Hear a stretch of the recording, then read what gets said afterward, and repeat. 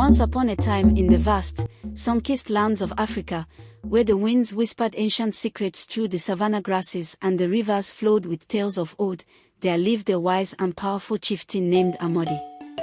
Amadi ruled over the village of Umudike, a place known for its lush greenery, fertile lands, and the harmonious coexistence of its people with nature. This village was not just an ordinary settlement, it was believed to be blessed by the gods themselves. Legend spoke of mystical creatures, enchanted forests, and a hidden treasure guarded by spirits. Amadi was not just a chieftain but also a guardian of these ancient stories and secrets. He was revered by his people for his wisdom, courage, and unwavering sense of justice. Under his leadership, the village thrived, and peace reigned supreme. However, the harmony of Umudike was soon to be threatened by a series of strange and ominous events. One fateful night, as the moon hung low and full in the sky, casting an eerie glow over the village, a mysterious figure appeared at the edge of the forest. Cloaked in shadows, with eyes that seemed to pierce the very soul, the figure watched Umudike in silence. The villagers, unaware of the presence lurking in the darkness, went about their nightly routines, blissfully ignorant of the danger that loomed. The next morning, the villagers awoke to find their livestock missing, their crops withering, and their wells running dry. Panic spread like wildfire as the once prosperous village faced an unprecedented crisis. Desperation and fear took hold, and rumors of a curse began to circulate. The elders of the village gathered to seek counsel from Chieftain Amadi, hoping he could unravel the mystery and save them from impending doom. Amadi, sensing the gravity of the situation, summoned his most trusted advisors and the village's wise woman, Nneka. Nneka, known for her deep connection to the spiritual world, had guided the village through many challenges with her wisdom and foresight. As they gathered in the chieftain's hut, Nneka spoke of a prophecy that foretold the return of an ancient evil, a malevolent spirit banished long ago by Amadi's ancestors. The spirits of our ancestors whisper of a darkness that has awakened, Nneka began, her voice tinged with both fear and determination. This evil seeks to reclaim what was lost and wreak havoc upon our lands.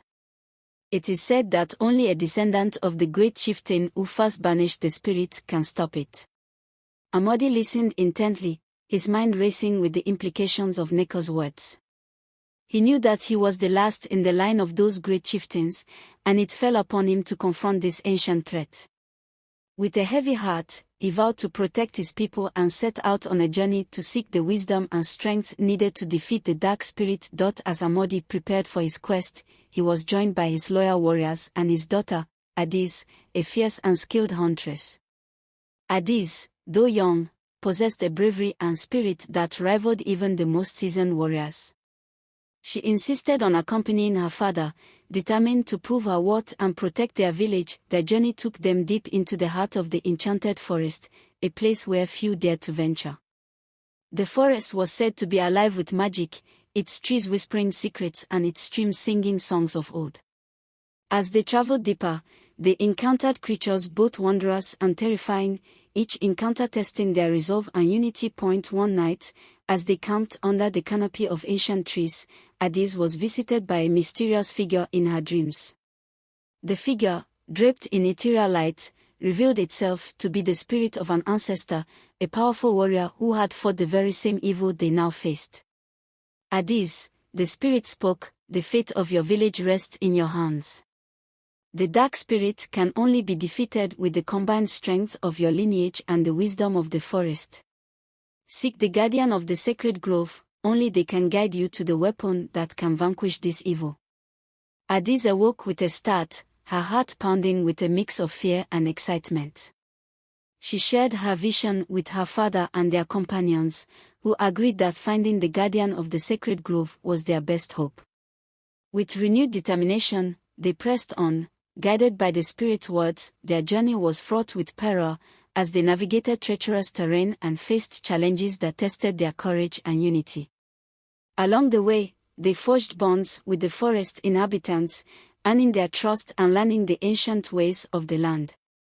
Each step brought them closer to the sacred grove, and with each trial, they grew stronger and more resolute. Finally, after days of arduous travel, they reached the heart of the forest, where the sacred grove lay hidden. The grove was a place of breathtaking beauty, its trees glowing with an otherworldly light and its air filled with the scent of blooming flowers. In the center of the grove stood the guardian, a majestic and ancient tree spirit who radiated wisdom and power. The guardian, recognizing the lineage of Amadi and Adaeze, welcomed them with open arms. "You have come far, brave ones," the guardian intoned, its voice echoing through the grove. "The weapon you seek is the blade of ancestors, forged from the essence of our land and the spirits of your forebears. To wield it, you must prove your worth and unity." With that, the guardian set forth a series of trials, each designed to test their strength, wisdom, and unity. The trials were grueling, pushing them to their limits and beyond. But through their perseverance and unwavering bond, they succeeded, earning the right to wield the blade of ancestors. As the guardian presented the blade to Amadi and Adaeze, a sense of hope and determination washed over them. They knew that the final battle awaited, and with the blade in hand, they returned to Umudike, ready to confront the dark spirit. Upon their return, they found the village in disarray, its people gripped by fear and despair. The dark spirit had grown stronger, feeding off their fear and suffering. But Amadi, Adaeze, and their companions stood resolute, their presence igniting a spark of hope in the hearts of their people. The final confrontation took place under the light of the full moon, the same moon that had witnessed the beginning of their ordeal. The dark spirit, now fully manifest, towered over them, its form a riding mass of shadows and malevolence. But Amadi and Adaeze stood undaunted, their spirits bolstered by the strength of their ancestors and the power of the blade of ancestors.